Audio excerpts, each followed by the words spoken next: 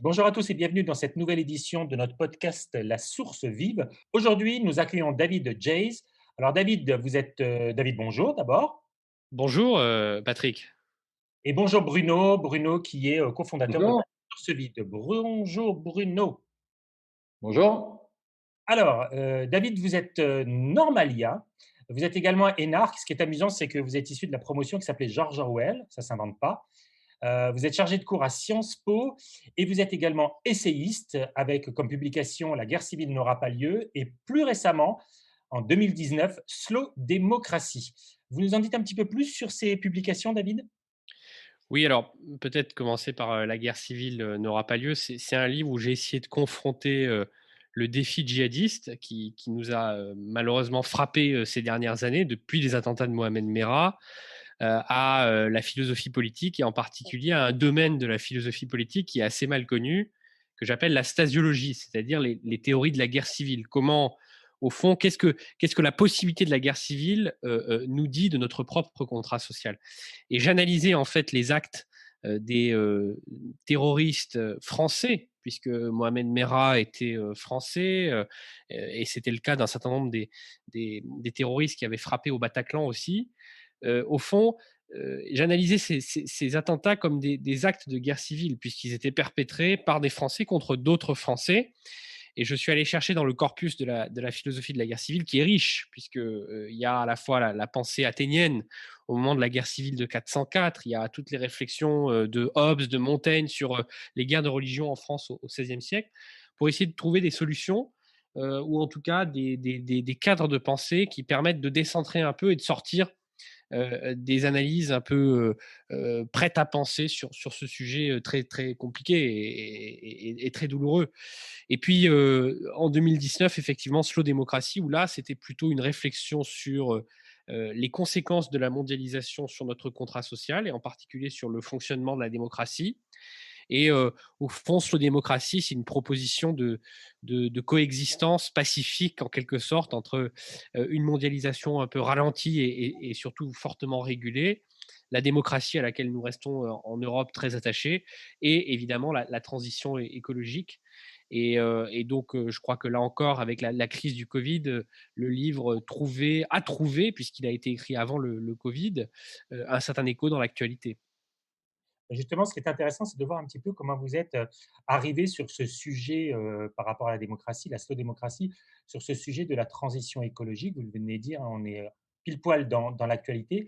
Et puis surtout, vous êtes aussi l'un des auteurs du manifeste, hein, je crois, sur la République, une République, pardon, écologique. Et en quoi la question climatique, finalement, ça va être un des leviers de la refondation de cette République. Alors d'abord, peut-être pour vous répondre, il faut souligner que c'est pas évident.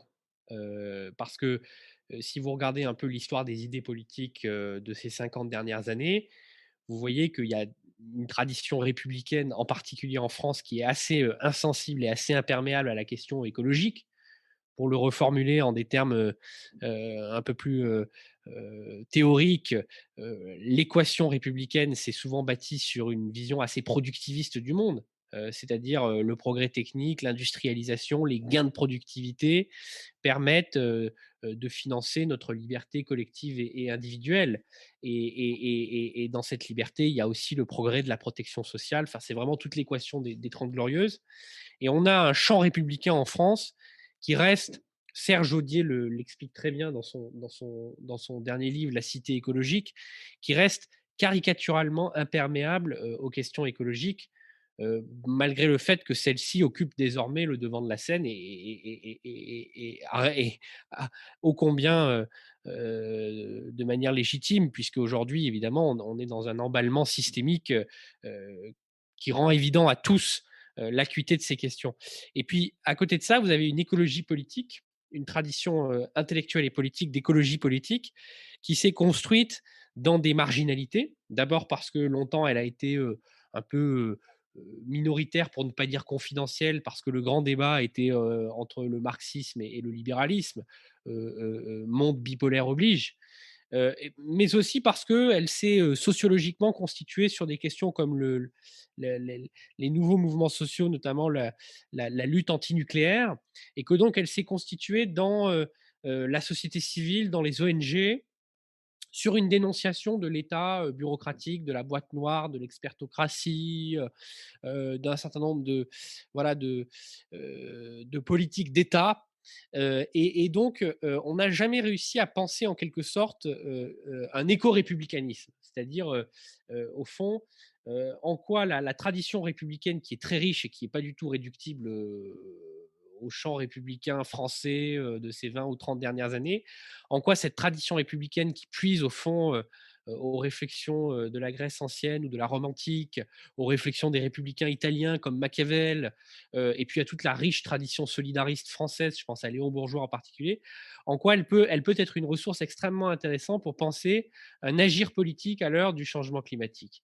Et donc tout le défi aujourd'hui, à la fois théorique et politique, c'est d'organiser en quelque sorte, non pas la synthèse, parce que la synthèse donne l'impression que c'est un plaquage en fait d'une pensée sur l'autre, mais plutôt une véritable articulation et réconciliation entre ces deux corpus. Et je crois qu'elle est, c'est pas du tout artificiel. Et je m'en explique pour terminer sur cette réponse. Si vous voulez, vous avez dans la pensée écologiste comme dans la pensée républicaine un souci du commun face à la privatisation du monde. Nous vivons dans un monde où les interdépendances sont extrêmes. La crise du Covid l'a souligné ô combien. Interdépendance entre les humains. On voit qu'un virus qui commence à se diffuser dans la région du Hubei, quelques semaines plus tard, est devenu une pandémie mondiale parce qu'il y a des circulations transfrontalières très intenses. Mais ces interdépendances ne sont pas limitées aux seuls humains. Elles sont aussi entre les humains et les non-humains, puisqu'on voit que le coronavirus a eu pour premier hôte, en quelque sorte, un animal, peu importe que ce soit la civette, le pangolin, la chauve-souris, on n'en sait rien, en fait, à ce stade, mais qu'il a sauté la barrière des espèces parce qu'il y a des transactions comme ça entre les humains et les non-humains, et que ce virus, il a toujours un coup d'avance sur nous, en quelque sorte. Il installe, comme l'a fait remarquer très justement François Hartog, sa propre temporalité. Et donc, c'est intéressant, si vous voulez, de voir que, en fait, le niveau d'interdépendance a considérablement augmenté, mais on n'a pas pensé les dispositifs de solidarité ou de prévoyance qui convenaient à ce niveau d'interdépendance, parce que le monde a été privatisé. C'est-à-dire qu'on a eu de l'interdépendance sans solidarité sur fond de privatisation générale du monde. Et donc l'enjeu de l'éco-républicanisme ou de la république écologique, à mon sens, c'est d'arriver à penser une politique des interdépendances, donc pas une politique de refus des interdépendances ou de rétraction sur un espace étroitement nationaliste ou étroitement localiste, mais au contraire d'acceptation du monde complexe et des interdépendances dans lesquelles nous vivons, mais d'acceptation maîtrisée, c'est-à-dire des politiques de solidarité, des politiques de prévoyance, euh, un changement de mode de production, de pensée, d'action. Et donc, je crois qu'il y a une vraie fécondité à travailler sur ces deux corpus-là à la fois. Juste avant de donner la parole à Bruno, par rapport à ça, en fait, vous avez une position qui est assez intéressante, qui est de dire que le gaullisme, hein, peut aider en fait à appréhender les enjeux qu'implique le réchauffement climatique. Expliquez-nous ça. Alors, en réalité, il me semble que si vous voulez, il faut partir du souci de la chose commune. C'est-à-dire que je pense qu'on ne peut pas faire l'économie d'une réflexion sur les niveaux d'action. On a aujourd'hui une pensée écologiste qui résonne à deux niveaux principalement. Le niveau global étant essentiellement le niveau du constat, c'est-à-dire que l'anthropocène, le réchauffement climatique, l'acidification des océans, la perturbation des chaînes trophiques, la fonte de la banquise, c'est des phénomènes planétaires qui ont un impact immédiat sur l'humanité tout entière. Donc on fait le constat que la crise qui nous accable, enfin, la crise, le mot de crise d'ailleurs n'est pas tout à fait exact, je préfère parler de catastrophe ou de dégradation irréversible, elle a un impact planétaire. Et ensuite se pose la question du niveau de l'action. Et on a essayé de faire de la diplomatie climatique. Il y a ce très bon livre de Stéphane Haykout qui s'appelle Gouverner le climat, qui retrace un peu l'histoire des COP. On voit que cette diplomatie, euh, elle a souvent conduit à aboutir à des impasses ou à des échecs. On se fixe des objectifs très ambitieux, mais on est incapable de les faire respecter.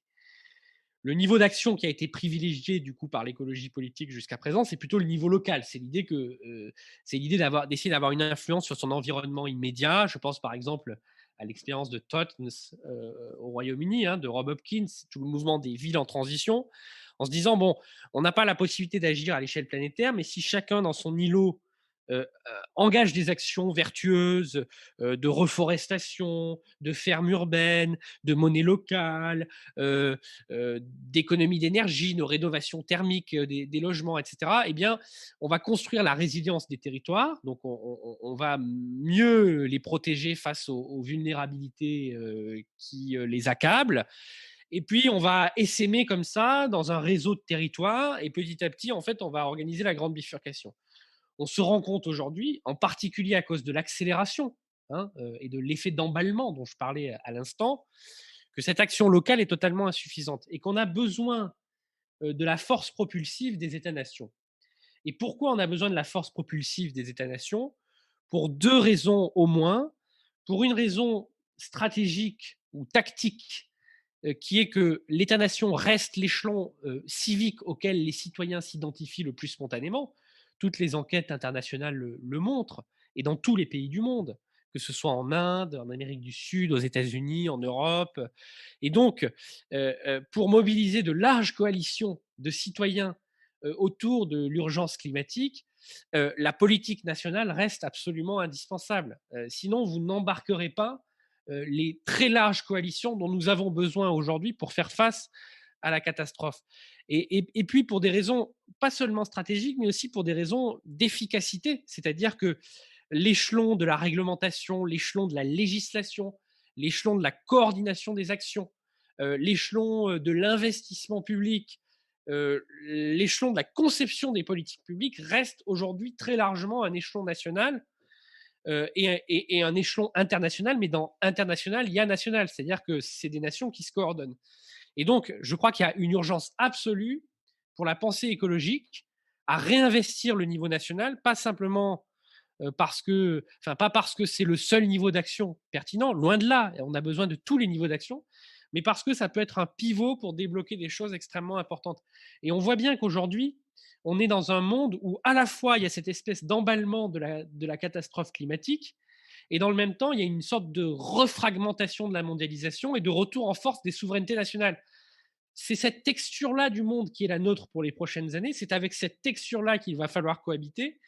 Et on voit que la Chine, par exemple, elle mène de front en quelque sorte ces deux défis, puisque à la fois elle fixe de manière unilatérale un objectif de neutralité carbone pour 2050, mais en même temps elle utilise cette annonce faite au moment de la présidence Trump, qui lui est un climato-sceptique notoire, pour faire un coup diplomatique à l'échelle internationale. Donc on a cette géopolitique écologique, en quelque sorte, qui se joue essentiellement dans des rapports de force entre nations, dont l'Europe et la France singulièrement ne peuvent pas être absentes. Et toute la question va être celle de notre modèle de développement, c'est-à-dire pour affronter ce défi sans précédent, quel modèle de développement, et même au-delà du développement économique, quel modèle de société et de civilisation nous voulons adopter face à la Chine en particulier, qui va privilégier un modèle autoritaire, unilatéral, extrêmement planificateur, mais sans la dimension démocratique que peut revêtir la planification. Et donc, c'est ces questions-là qui doivent se poser. Et là encore, je crois qu'il y a une pertinence à faire dialoguer la tradition écologique et la tradition républicaine. Parfait. Bruno, quelques réflexions par rapport Je à… pense qu'on est dans une situation très paradoxale, c'est-à-dire qu'on a à la fois un système, une pensée productiviste classique qui alimente l'imaginaire collectif, que ce soit dans le monde de l'entreprise, que ce soit dans la vie de la cité, qui est une pensée hors sol, parce que c'est une pensée qui ne pense pas la nature, et qui pense euh, comme si on n'avait pas d'impact avec le vivant et qu'on était très ethnocentré sur l'espèce humaine sans qu'il y ait de conséquences sur la nature. Et on a de l'autre côté une pensée écologiste, surtout une pensée française de l'écologie politique, qui est elle aussi hors sol, parce qu'elle ne pense ni notre substrat, c'est-à-dire l'État-nation et ce qui nous fonde, et j'en veux pour preuve la difficulté qu'ont pu avoir des mouvements comme Europe Écologie Les Verts à, par exemple, se saisir d'une évidence qui était que la figure de Greta Thunberg, on peut aussi considérer dans notre tradition française qu'elle n'est pas loin de la figure de Jeanne d'Arc, et la même écologie politique est incapable de penser le monde de l'entreprise et le rapport de l'entreprise.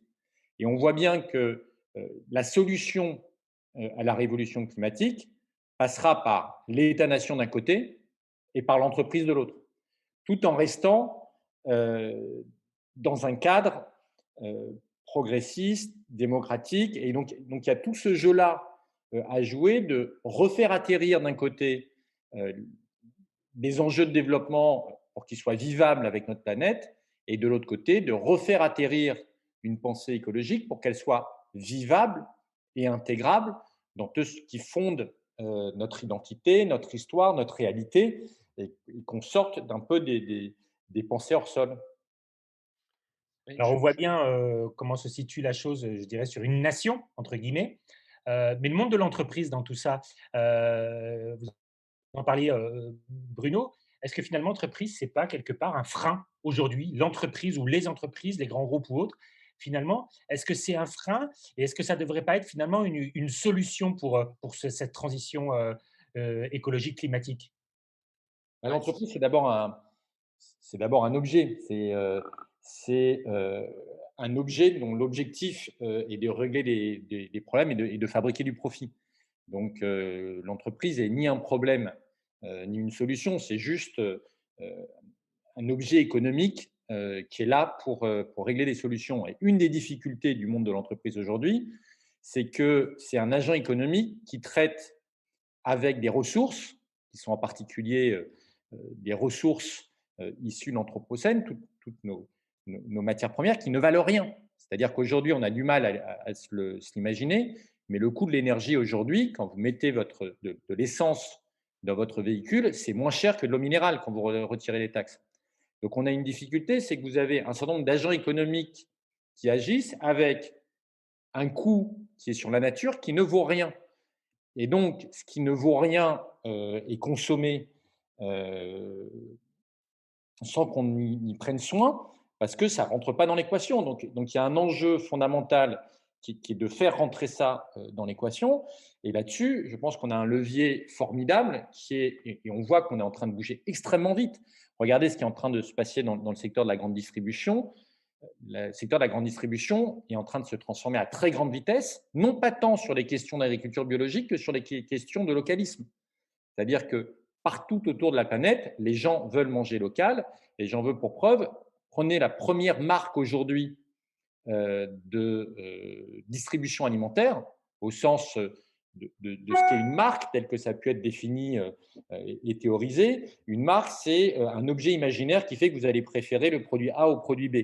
Aujourd'hui, quel est le label qui vous fait ça? C'est un label qui a dépensé 0 € de publicité, c'est le label agriculture biologique, qui crée une plus-value qualitative. Donc, on voit bien qu'on a du levier à la fois par les comportements de consommation qui amènent les entreprises à être plus vertueuses, et au bout d'un moment, il va falloir que le législateur remette un prix sur la nature et qu'on sorte de cette réalité hors sol qui ne correspond à rien, qui est que l'air est gratuit, qui est que ce qu'on sort du sol ne vaut rien, que les matières premières, on peut en consommer et que ça vaut rien. Et tant que ces matières-là ne coûteront pas d'argent, on n'aura pas d'enjeu et de motivation très forte pour s'engager sur des politiques très fortes de recyclage, par exemple. Alors David, justement sur ce rôle de l'entreprise et le changement qu'il faut opérer selon vous pour que finalement ça devienne une solution sur cette transition climatique? mais moi, je suis assez d'accord avec ce qu'a dit Bruno, c'est-à-dire que l'entreprise n'est pas plus, mais pas moins responsable, ou pas plus, ou pas moins attendue que les autres acteurs sociaux, que les citoyens, que les associations, que les pouvoirs publics. C'est un changement culturel qu'il faut faire. Et ce changement culturel, effectivement, il suppose quand même de rompre avec une forme de privatisation du monde, c'est-à-dire de privatisation intégrale Heu, Au fond, l'idée que, la seule loi qui guide l'action humaine, c'est la loi du profit de court terme, la seule satisfaction, c'est celle des actionnaires, ça a pu introduire des distorsions et des catastrophes. Et donc il y a un certain nombre de changements qu'il faut introduire, à la fois dans la gouvernance, des entreprises. Moi, je crois beaucoup à la stakeholder value, beaucoup plus qu'à la shareholder value, c'est-à-dire au fond une entreprise qui des parties prenantes. Et dans les parties prenantes, il y a les actionnaires. Ce serait complètement démagogique de dire qu'une entreprise n'a pas pour mission de gagner de l'argent. Une entreprise a pour mission de gagner de l'argent, mais elle a aussi pour mission, autant que faire se peut, d'assurer le bien-être de ses salariés, d'assurer la satisfaction et le bien-être de ses consommateurs. Et de ce point de vue-là, elle a une mission sociétale.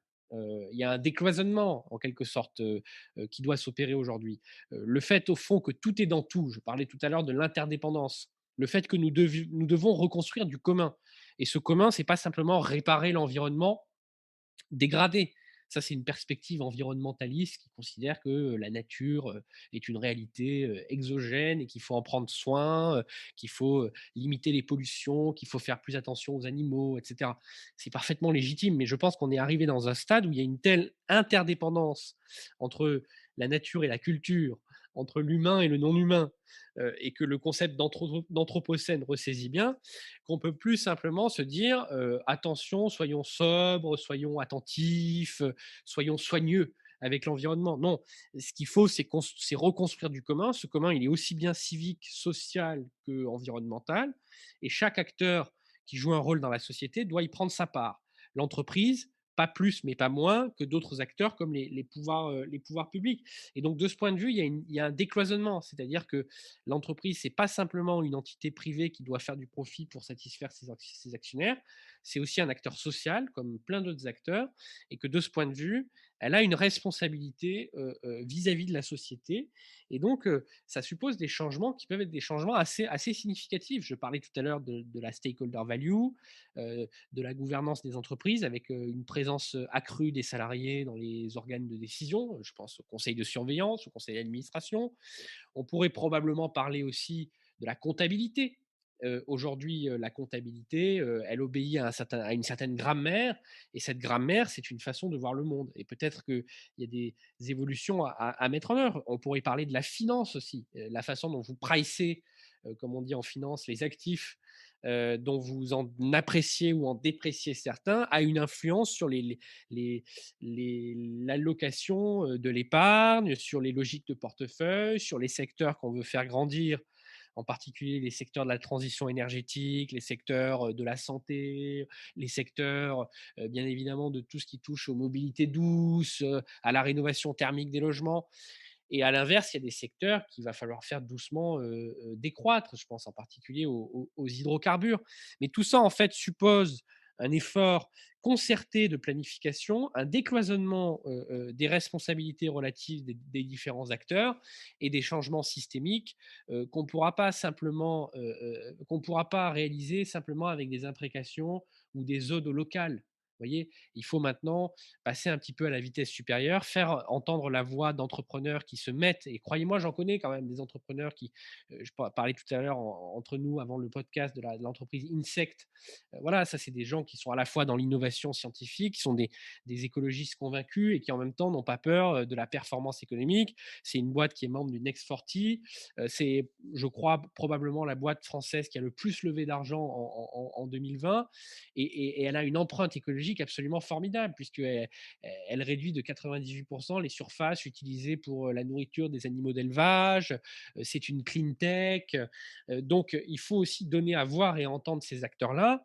Et de ce point de vue, on peut regretter que le paysage, au fond médiatique de l'écologie, soit aujourd'hui encore trop largement dominé par une expertocratie principalement issue des ONG, qui a une vision exclusivement militante de la chose. Le militantisme n'est pas une mauvaise chose, ça a une fonction d'interpellation qui est nécessaire, et sans cette interpellation, on n'aurait pas eu la prise de conscience qu'on a eue ces dernières années.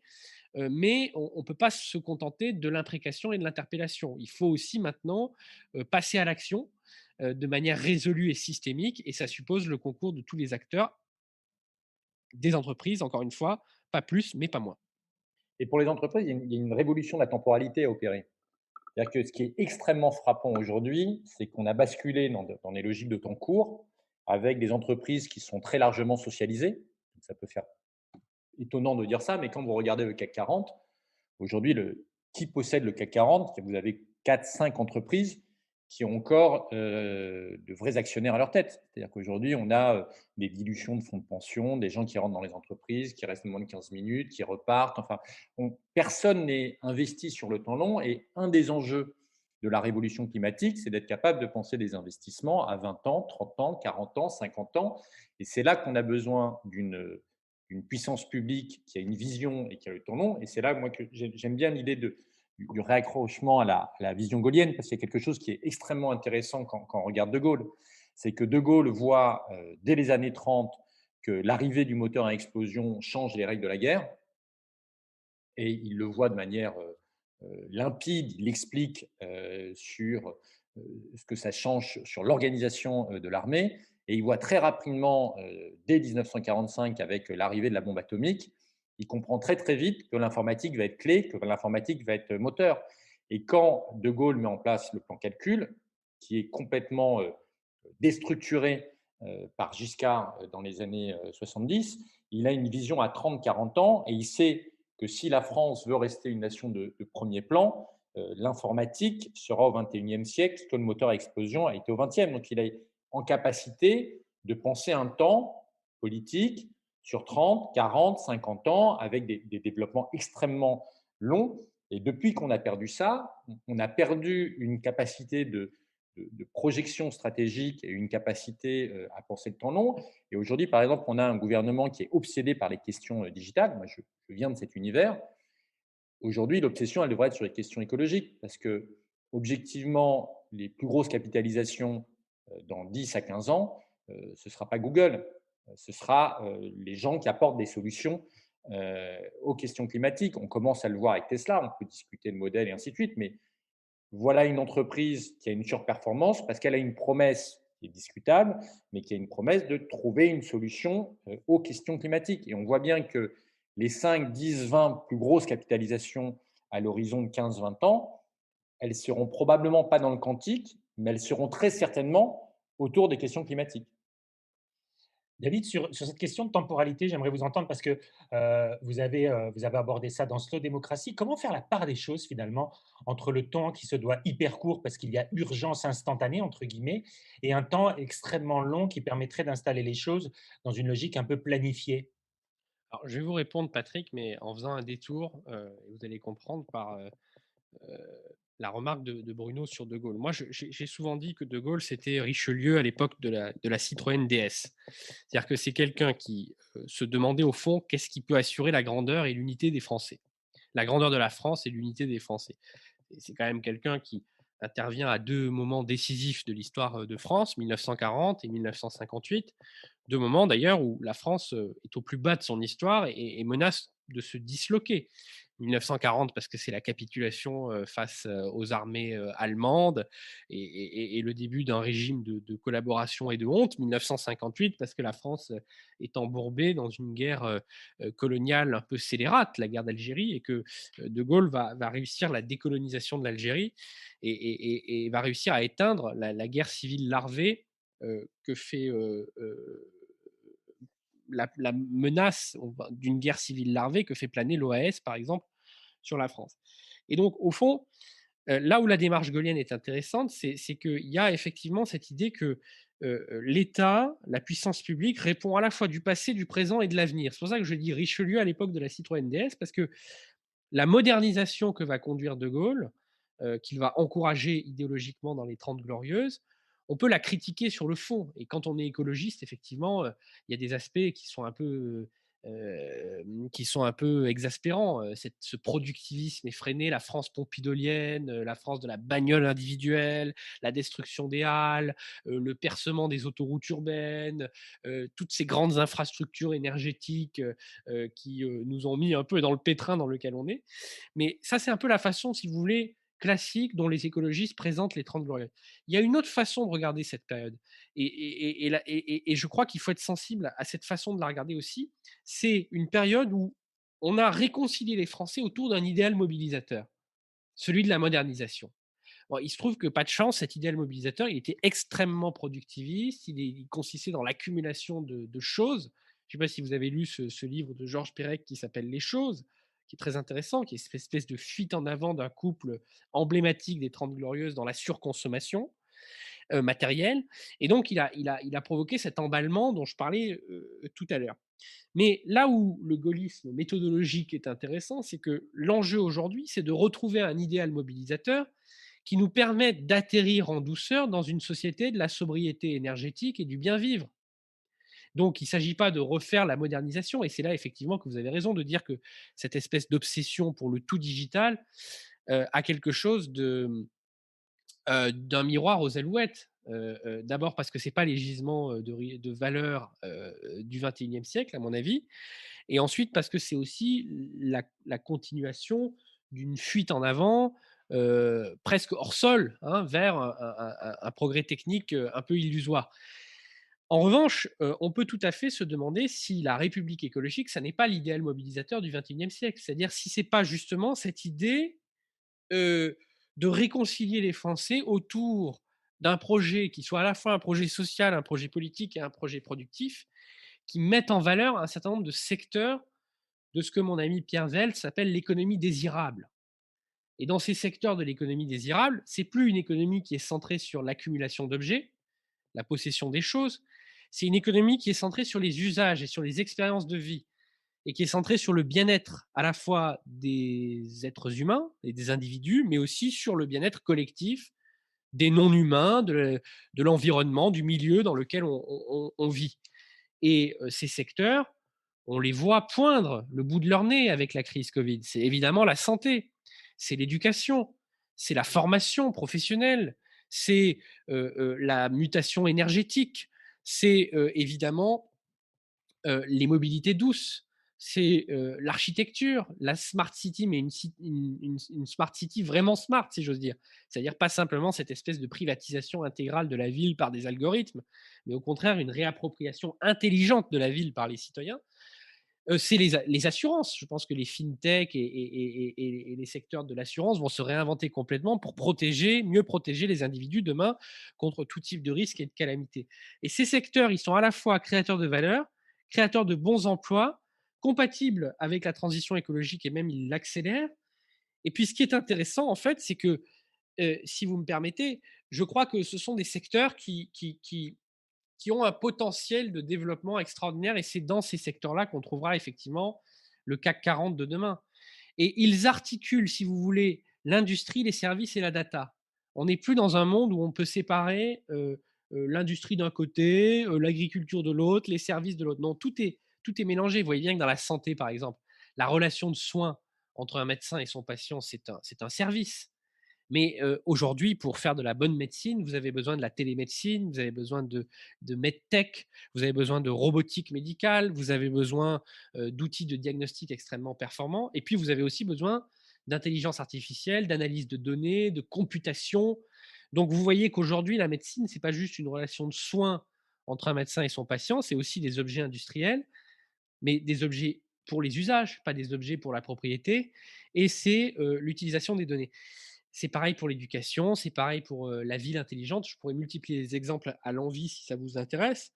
Mais là où c'est intéressant, c'est que là, on a vraiment une économie désirable et une société désirable qui se dessine sous nos yeux, à condition qu'on développe une approche à la fois résolument planificatrice, systémique, et qu'on ne soit pas simplement dans les incantations militantes d'ONG, qui sont très louables encore une fois, mais qui aujourd'hui suffisent plus du tout pour essayer de penser le monde qu'il faut construire.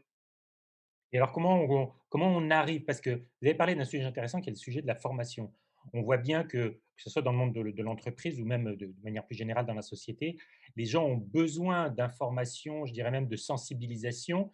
Il y a une sensibilisation utile, effectivement, et puis il y a cette idée de dire que peut-être que les gens, il faut les accompagner, il faut les former. Donc comment on gère ça finalement?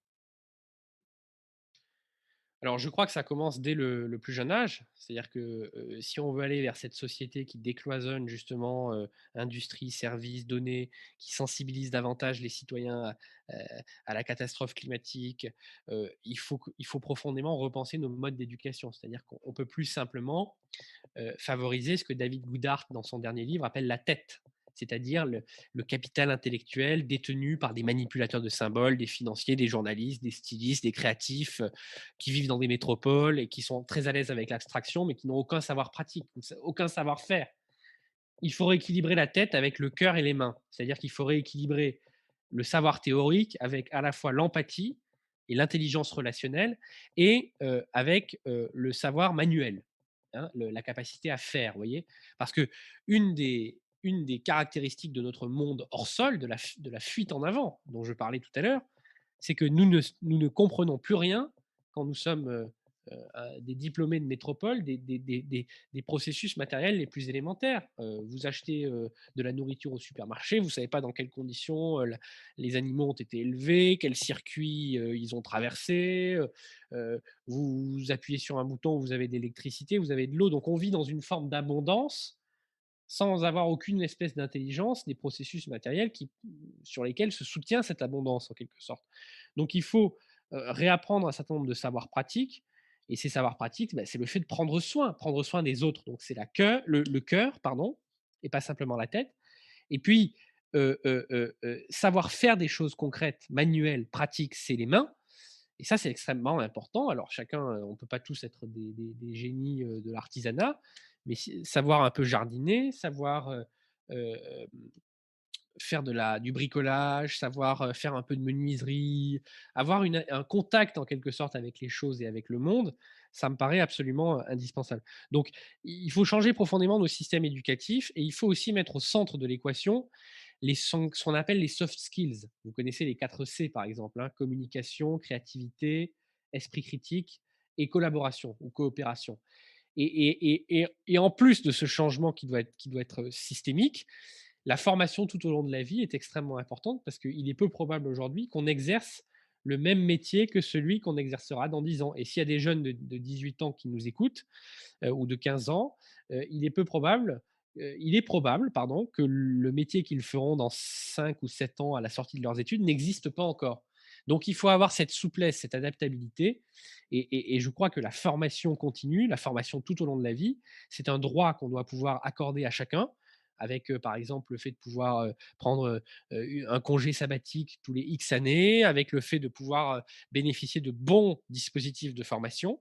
Ça fait partie de cette économie de la vie dont je parlais tout à l'heure, et c'est ce qui nous permettra d'être résilients aussi face aux crises futures que nous ne manquerons pas de traverser, dont la crise Covid finalement n'a été qu'un petit avant-goût, qu'un petit apéritif. Bon, Et vous, votre avis par rapport à ça? Je pense que là-dessus, il y a un enjeu sur le climat est une formidable opportunité pour tout ça. Ça peut être un peu paradoxal de dire ça, mais aujourd'hui, le climat peut être la nouvelle Concorde. La nouvelle Concorde qui rassemble et qui permet de faire commun au niveau politique, autour de la République, mais aussi à l'intérieur des entreprises, parce qu'on voit bien qu'aujourd'hui, tous les indicateurs de performance des entreprises sont en train de s'effondrer, que ce soit sur l'absentéisme, que ce soit sur les éléments de productivité, sur le soit que les gens soient heureux. L'un des marqueurs de ça, c'est que moi, quand j'ai commencé à monter ce qu'on appelle aujourd'hui les startups, on galérait pour recruter des talents. Aujourd'hui, vous prenez des sorties de Polytechnique, vous en ramassez plus, si vous voulez, qu'une entreprise comme Total, parce que vous faites plus rêver, parce que vous êtes plus agile, parce qu'il y a une sorte de folie autour de l'idée technologique très déraisonnable, mais qui fait qu'aujourd'hui, vous avez les startups récupèrent des talents parce qu'elles proposent un modèle de développement discutable, mais qui est très différent de ce qu'on avait dans les grands groupes historiquement. Et tout simplement parce que les jeunes générations comprennent que la manière de vivre dans les entreprises, la manière de faire commun dans les entreprises n'existe plus. Et le climat peut être pour les entreprises cette formidable opportunité pour remettre du sens, pour remettre à l'intérieur de l'entreprise du désir et pour, au bout d'un moment, redire que ce qu'on fait le matin a une utilité sociale, on peut en avoir une fierté et ainsi de suite. Et dans le cadre de la formation, on a en France une sorte de on est un peu obstiné sur les formations, sur les métiers, les temps courts et ainsi de suite. Et ce qu'il faut entendre, c'est que moi, quand on a commencé dans l'internet, on disait souvent, 25 des métiers qui existeront dans 10 ans, on ne les connaît pas. Bon, c'était trompé, c'était 75 quasiment, pour ce qui concerne le numérique. Et il y a des métiers qui sont apparus qu'on ne pouvait même pas conceptualiser il y a 20 ans. Surtout ce qui est sur les réseaux sociaux, la data et ainsi de suite, qui sont des métiers où c'est très étonnant quand on se projette 20 ans en arrière. Et il faut se dire que si on a trouvé que c'était une formidable accélération, avec ce qui arrive, y compris en termes de soft skills, avec le climat, ce qu'on a vécu sur le digital, c'est un apéricube. C'est-à-dire qu'on va vivre des changements d'une ampleur bien plus importante. Et pour ça, on a besoin d'avoir des gens qui retrouvent des compétences, du savoir-faire et qui, en effet, savent aussi travailler avec leurs mains. Alors, je vais vous poser une question, on va bientôt finir, mais moi, j'aimerais vous poser une question. En tant que journaliste, moi, ce qui m'intéresse, c'est le temps court, le temps extrêmement court, vous vous doutez bien. C'est quoi le quick win, la victoire rapide qui permettrait d'enclencher quelque part cette concorde? Comment vous la voyez? D'abord Bruno et puis on terminera avec David sur ce sujet. C'est un peu provoquant, mais je vais dire le désenclavement de l'écologie. C'est-à-dire que comprendre que l'idée écologique et l'idée de la préservation, du climat est un commun et appartient, à la bonne morale des hommes, un peu comme on l'a vu au 19e siècle, où il y avait un certain nombre de choses qui se faisaient, il y avait d'autres choses qui ne se faisaient pas. Et au bout d'un moment, essayer de sortir des, et les réseaux sociaux n'aident pas à ça, de ces ordres d'injonctions morales ou d'injonctions religieuses autour des questions écologiques, pour retrouver une forme de pragmatisme climatique et qu'on aille tous dans le même sens. Donc je pense qu'il y a un vrai enjeu politique et culturel de désenclavement de la question écologique. C'est-à-dire qu'au bout d'un moment, y compris les libéraux, doivent s'interroger sur une vision du climat, des gens qui ont un regard plus national, des gens qui détestent l'État-nation aussi, mais qu'au bout d'un moment, on doit accepter qu'on peut tous être sincères dans notre volonté de construire une planète avec un climat apaisé et avec un rapport au vivant qu'on arrête d'exclure et avec une vision un peu décentrée de l'humanité. David, comment vous voyez, vous, ces victoires rapides et nécessaires, entre guillemets, sur les enjeux qui se présentent à nous autour du climat?